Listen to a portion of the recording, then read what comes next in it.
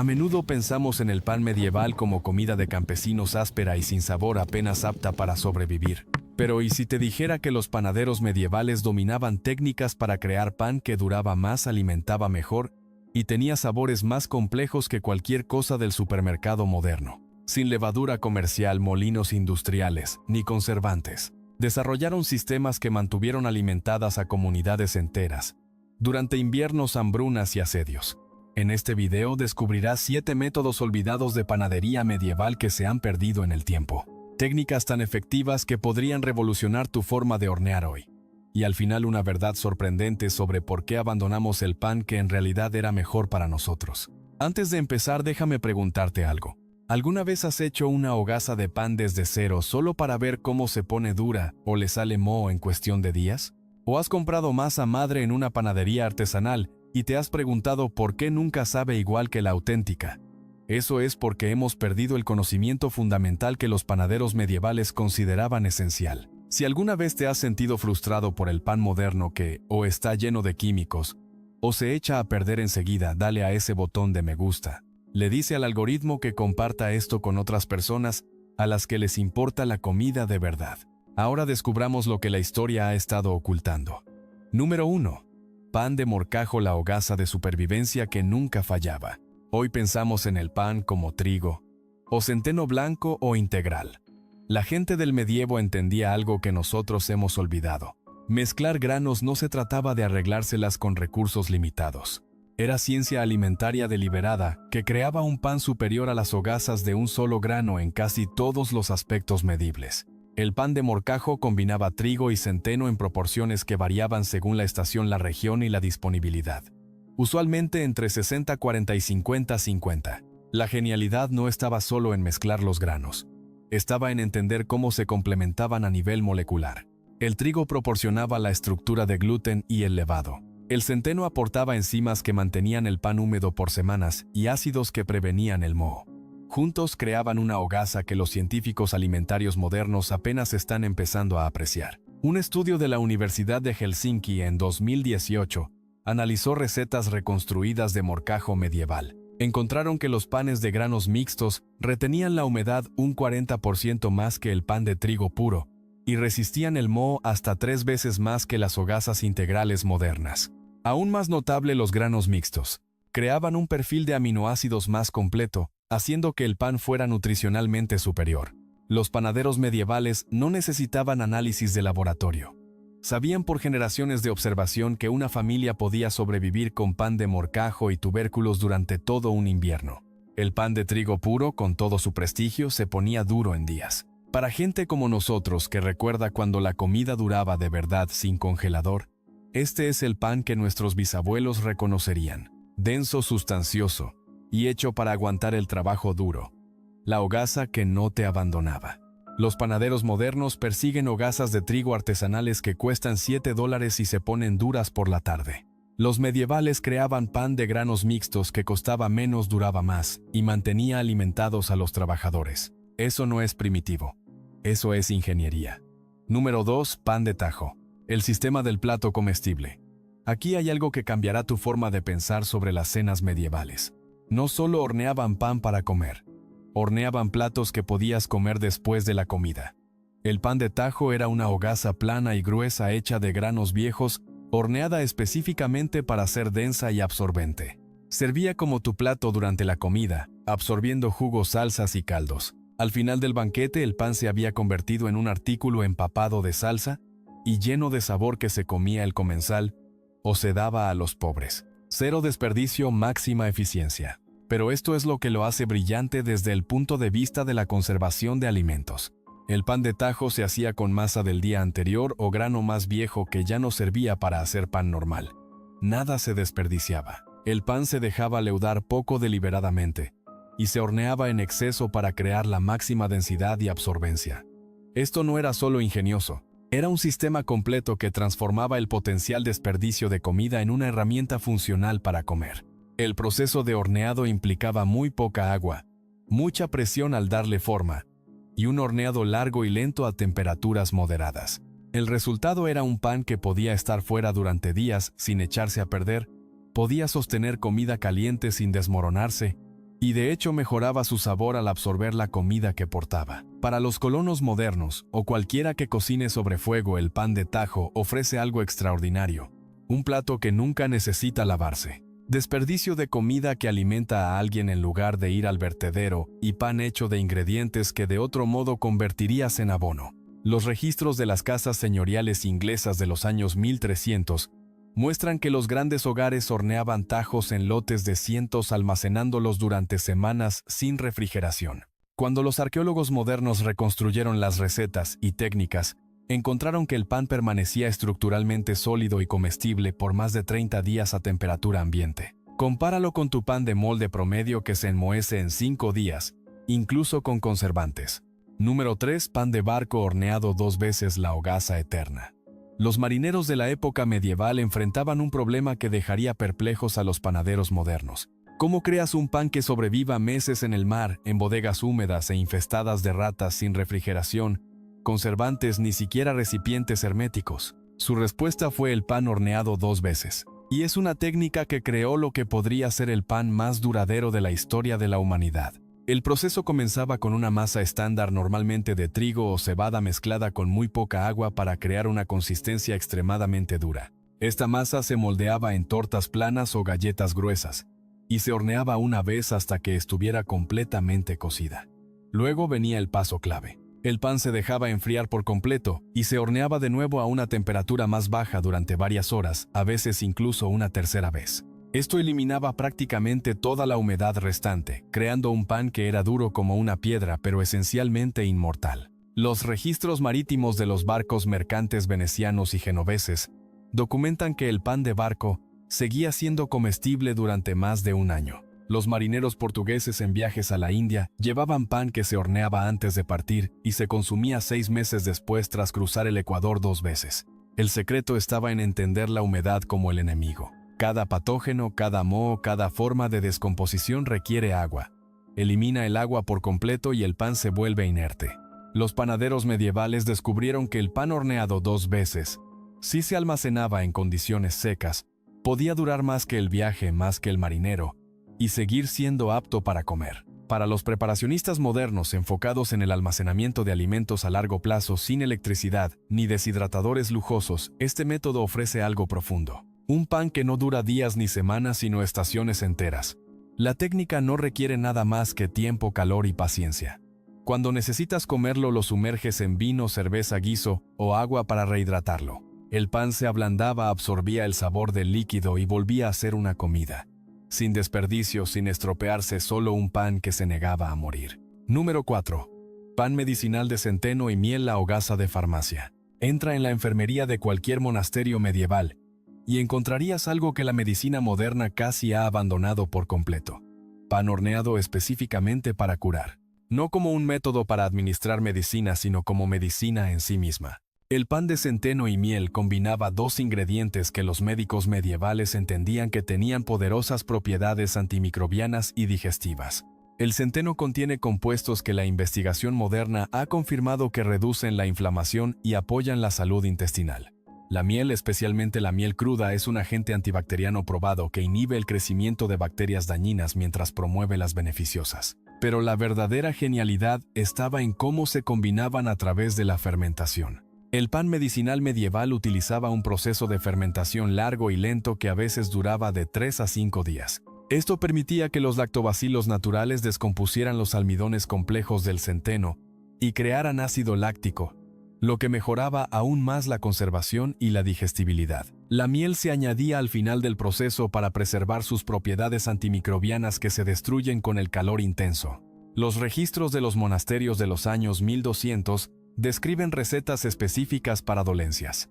El pan para problemas digestivos usaba miel extra y semillas de hinojo. El pan para problemas respiratorios incluía hierbas molidas como tomillo y marrubio mezcladas en la masa. El pan para la recuperación de heridas era excepcionalmente denso y rico, diseñado para sustentar a pacientes que no podían comer alimentos sólidos. Un estudio de 2015 de la Universidad de Hohenheim en Alemania analizó recetas medievales de pan de centeno y miel. Descubrieron que el proceso de fermentación creaba compuestos con efectos antiinflamatorios medibles, y que el pan apoyaba las bacterias intestinales saludables mejor que el pan integral moderno. Para la gente con problemas digestivos a la que los médicos solo tiran pastillas, vale la pena prestar atención a esto.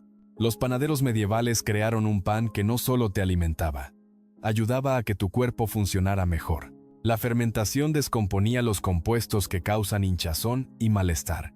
La miel proporcionaba energía sostenida sin picos de azúcar en la sangre. El centeno aportaba fibra y nutrientes en una forma que tu intestino realmente podía procesar. Número 5. Pan de bosque de bellota y castaña. El seguro contra la hambruna. Aquí tienes un pan que salvó a poblaciones enteras durante las malas cosechas. Sin embargo, los panaderos modernos tratan estos ingredientes como si fueran incomibles. Cuando las cosechas de trigo y centeno fallaban, las comunidades medievales recurrían al bosque. Las bellotas y las castañas se convertían en harina, y el pan hecho con ellas mantenía viva a la gente cuando el pan de grano era imposible. El pan de bellota requería un conocimiento que hoy está casi extinto. Las bellotas crudas contienen taninos amargos que son tóxicos en grandes cantidades. La gente medieval desarrolló un proceso de lavado que eliminaba los taninos mientras conservaba el valor nutricional de los frutos secos. Las bellotas se pelaban, se molían en trozos gruesos y se remojaban en agua corriente durante días, a veces semanas. El agua se cambiaba repetidamente hasta que el amargor desaparecía. La harina de bellota resultante se secaba, se molía fina y se mezclaba con cualquier grano disponible, usualmente en una proporción de 30 a 70.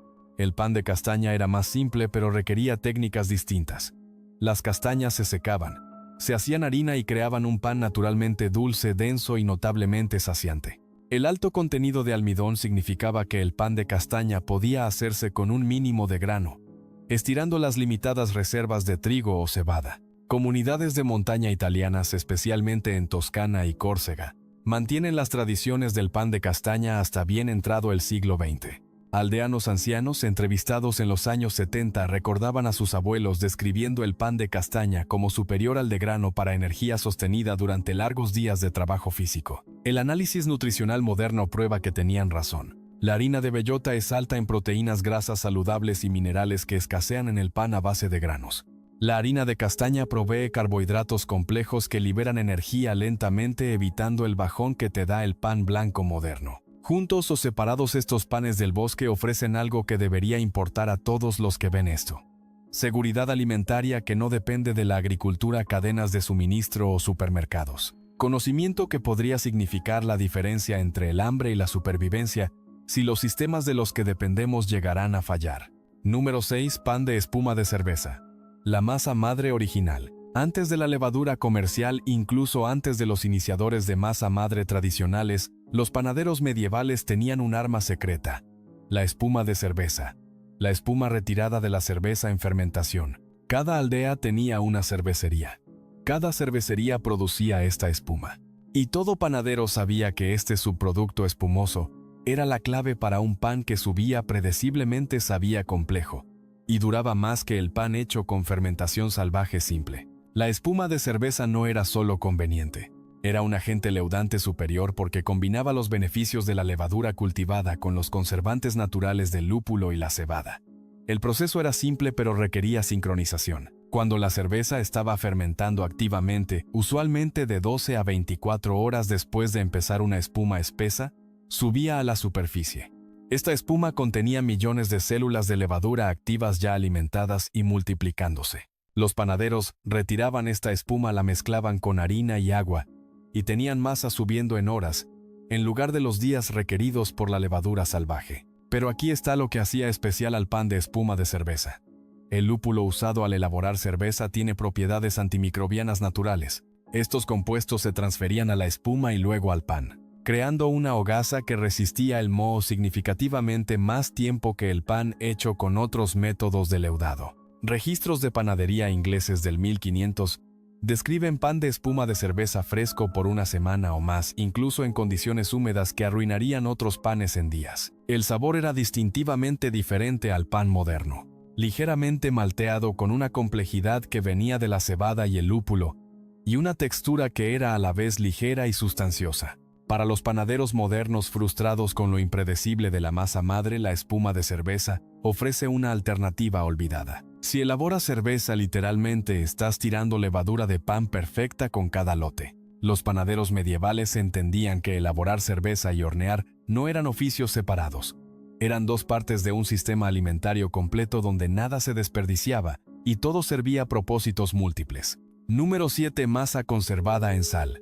El iniciador perpetuo.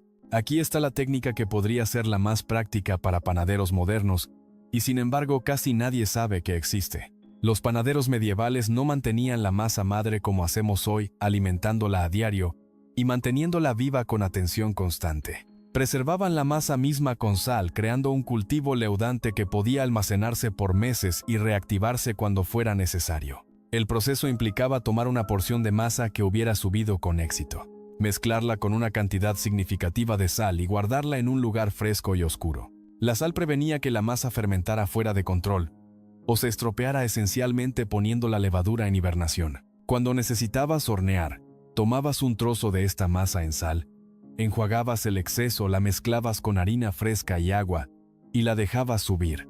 La levadura despertaba y en horas tenías masa leudada lista para hornear. Registros de panadería monástica describen esta técnica como práctica estándar. Un monasterio podía hornear pan solo 2 veces por semana, pero el cultivo nunca moría porque se preservaba entre días de horneado. Algunos registros sugieren que ciertas panaderías de monasterios mantuvieron la misma línea de masa por décadas, pasada de panadero a panadero, creando pan con un sabor y carácter consistentes que se volvían parte de la identidad del monasterio. Panaderos modernos que han reconstruido esta técnica reportan que la masa conservada en sal crea pan con una profundidad de sabor excepcional. El tiempo extendido de preservación permite que las enzimas descompongan almidones complejos, creando dulzura y complejidad que no puedes lograr con métodos de leudado rápido. Antes de la levadura comercial, incluso antes de la masa madre tradicional, los panaderos medievales tenían un arma secreta: hacer masa cuando tienes tiempo. Consérvalo.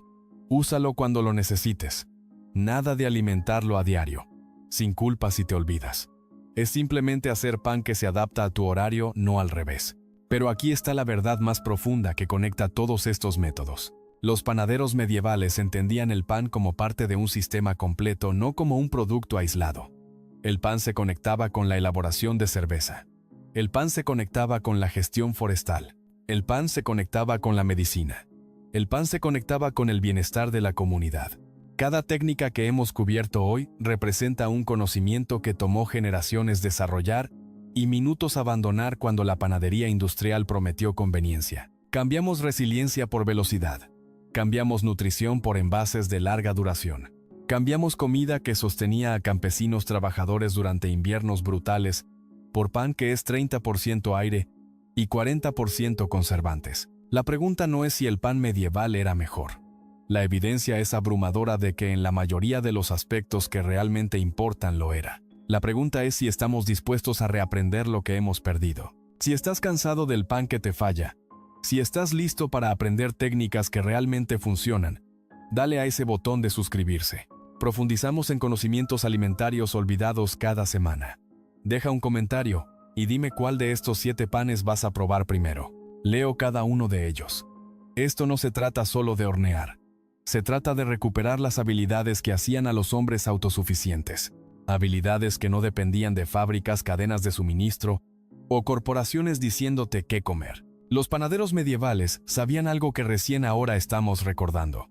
El pan de verdad no necesita una lista de ingredientes que no puedes pronunciar. Necesita conocimiento, tiempo y respeto por el oficio. Eso es lo que estamos trayendo.